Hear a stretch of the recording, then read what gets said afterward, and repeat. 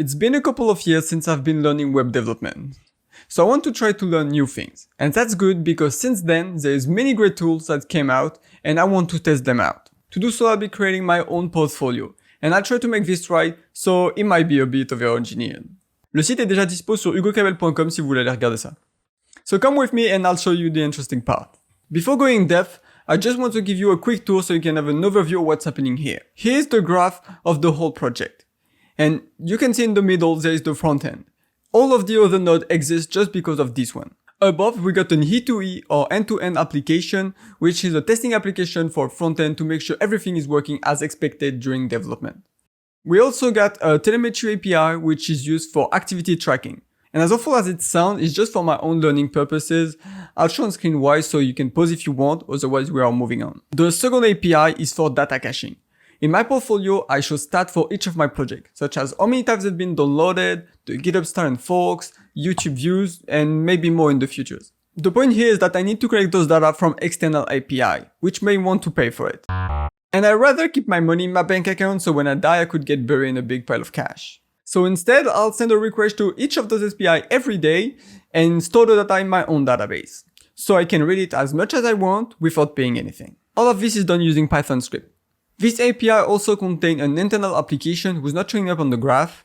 It's for testing purposes like the E2E application that I talked previously. But this one is more interesting because it's using a technique called mocking. But I'll talk about that in a moment. I also like this app because it introduced me to the thing that developers hate the most, which is TDD.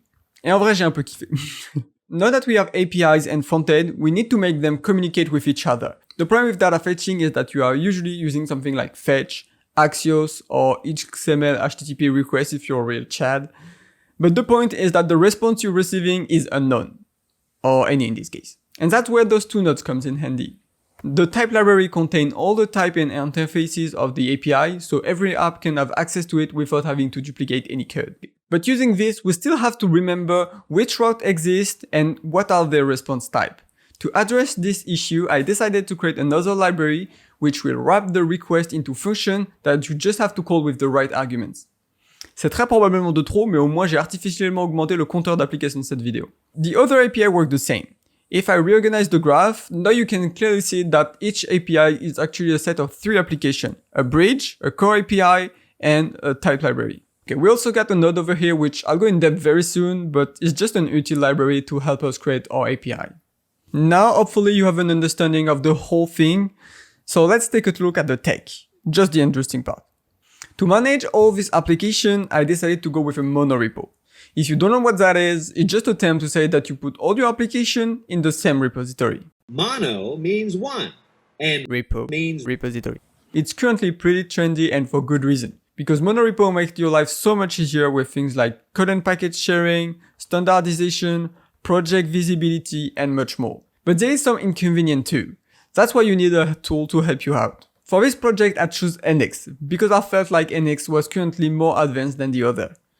And also because they got a real nice VS Code extension. Ouais, je suis désolé de pas être un vrai développeur. I've always been using npm as my package manager, but it's particularly slow. So instead I'm gonna use pnpm. Probably to let you know that there's alternatives to npm and yarn, like Dino and Bun for instance. So I'll go with pnpm, which is supposed to be faster than yarn, which is faster than npm. Je prends des pincettes comme ça je me fais pas détruire par les fans de yarn.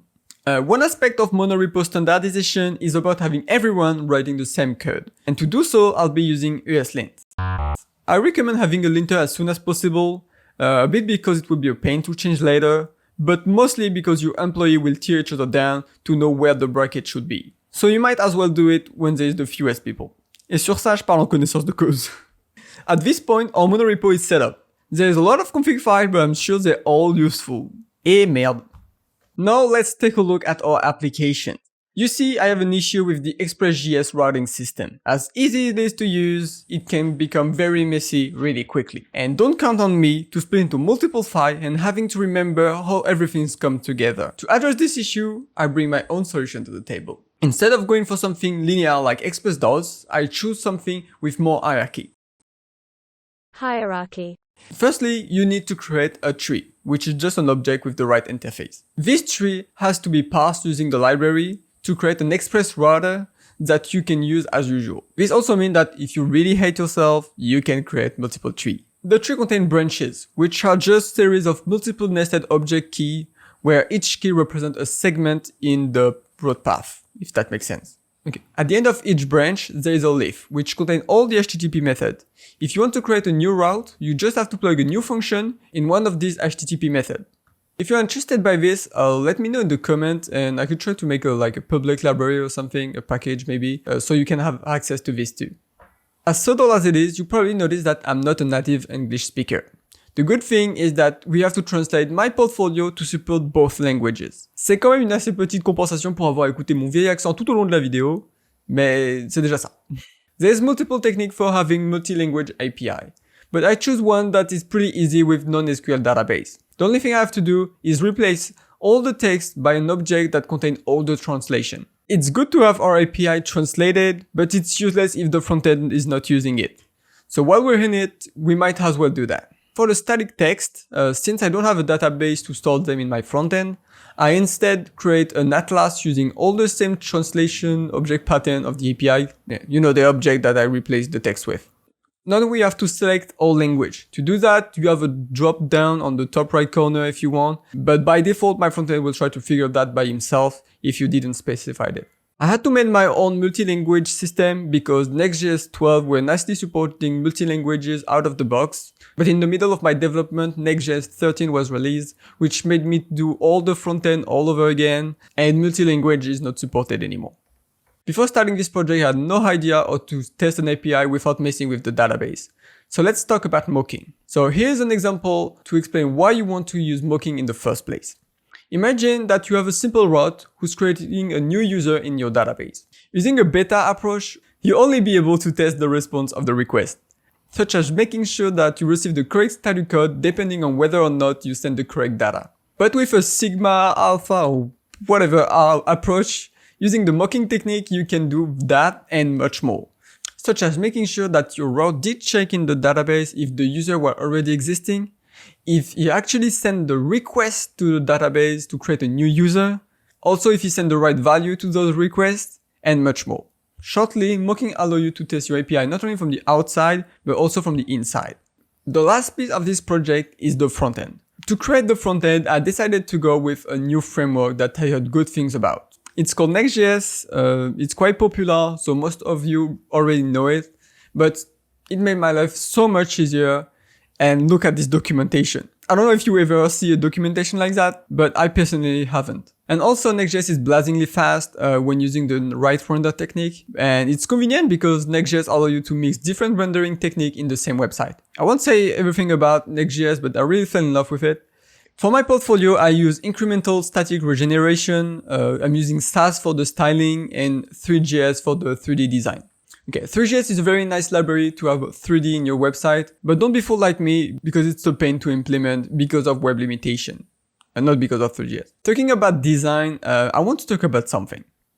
What I talked so far take me 2 months, roughly, but the design itself take me 3 bloody months. Long story short, as the cliché implies, I'm a developer who can't do any bit of design. And by so, I've spent a couple of weeks not working on the project because of the frustration. How do I manage to make this mess look alright? Bon, déjà, c'est pas alright parce que lui, elle est dégueulasse. Genre, si tu donnes ça à un vrai UI, il va te dire que c'est dégueu. Et 2, bah, j'ai fini par tricher. I stole the concept of the little 3D flying scene to the needle.tools website. So, thanks to them. It was not a smooth ride from this point either. I had to spend a month working on it to manage to have the result that you're currently seeing. But for real, next time I'll be using DALL-E or ChatGPT to make my design. To make this mess working, I had to make a lot of optimization. One of the optimizations that I made is texture optimization. Here's the first texture that I used for my 3D object. This image weighed 16 megabytes, roughly. Then, after optimization, it turned into those 4 textures, which together weighed 528 kilobytes.